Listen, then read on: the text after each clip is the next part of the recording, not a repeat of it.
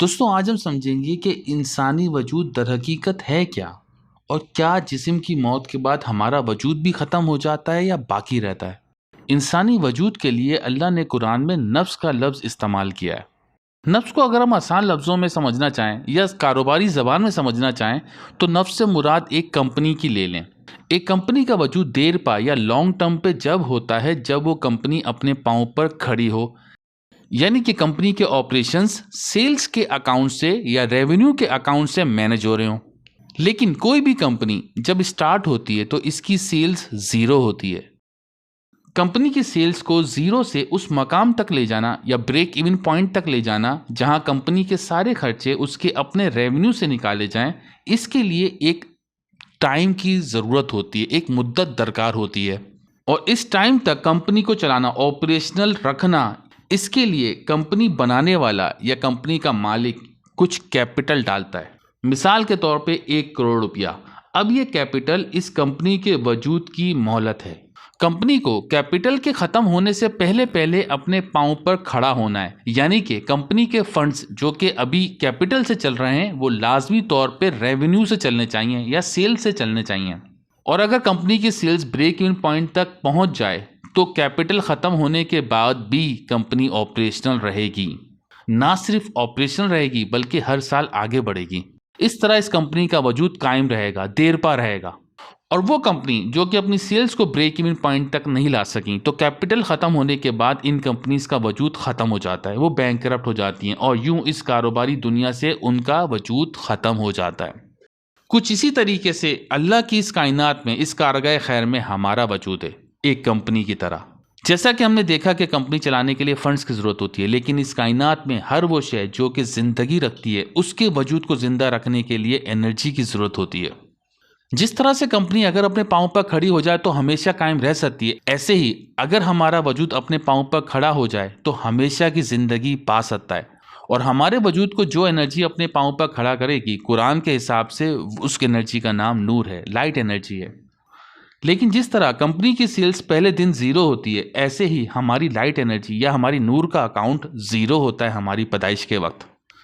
जिस तरीके से कंपनी की सेल्स को ब्रेक इवन पॉइंट तक लाने के लिए फंड्स दरकार होते हैं, पैसे दरकार होते हैं, जो कि कंपनी का मालिक कैपिटल की सूरत में फराहम करता है, इसी तरीके से हम इंसानों के मालिक ने, हम इंसानों के क्रिएटर ने, हमारे खालिक ने, अल्लाह ने हमारे वजूद को कायम रखने के लिए जो लाइट एनर्जी रिक्वायर्ड है, इस तक पहुंचने के लिए जो कैपिटल हमें दिया है वो हीट एनर्जी है, यानी कि हमारी हैवानी जिस्म की जान। ये वो मोहलत है या वो कैपिटल है कि जब तक ये कैपिटल है हमारा वजूद ऑपरेशनल है या जिंदा है।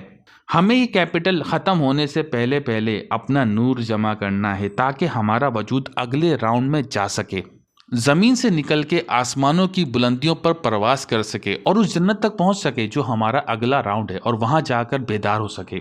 जो लोग खुदा के अता करदा कैपिटल या इस मोहलत को ही ज़िंदगी समझ लेते हैं तो जाहिर सी बात है वो इस ज़िंदगी को भरपूर इंजॉय करते हैं। और जब ये कैपिटल ख़त्म हो जाता है या मोहलत ख़त्म हो जाती है तो हकीकत उन पर आश्कार हो जाती है, तो वो पछताने के सिवा और कुछ नहीं कर सकते।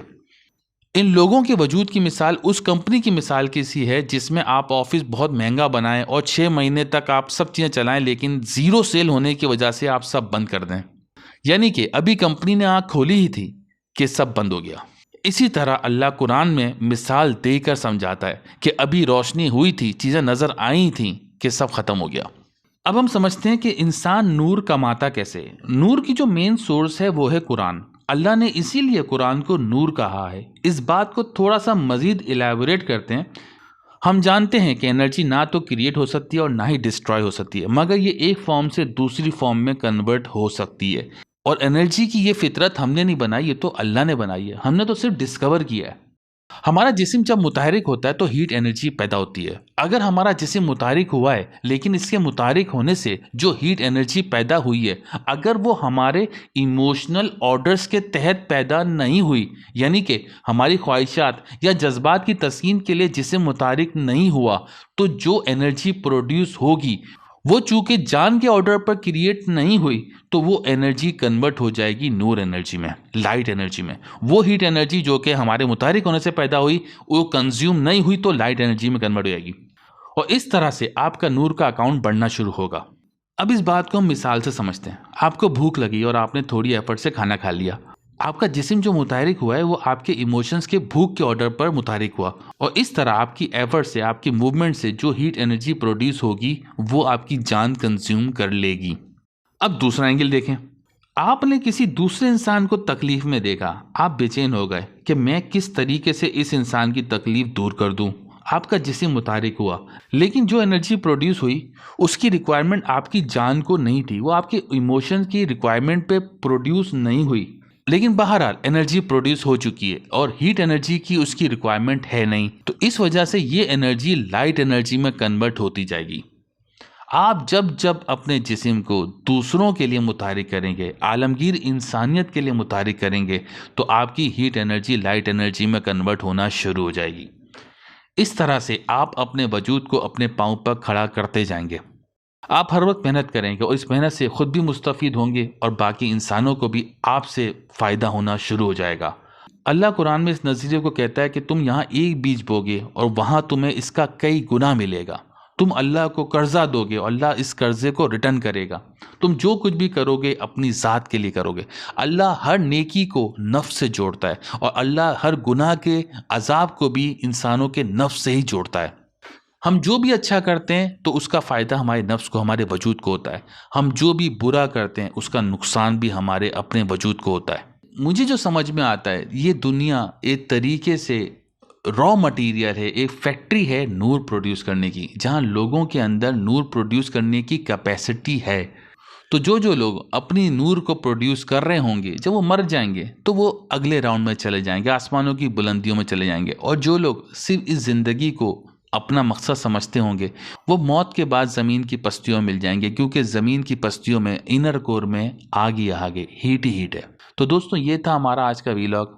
अगर आपको पसंद आया तो लाइक करें, कोई सवाल है तो कमेंट करें, और इस एफर्ट को पसंद करते हैं तो चैनल को सब्सक्राइब करें।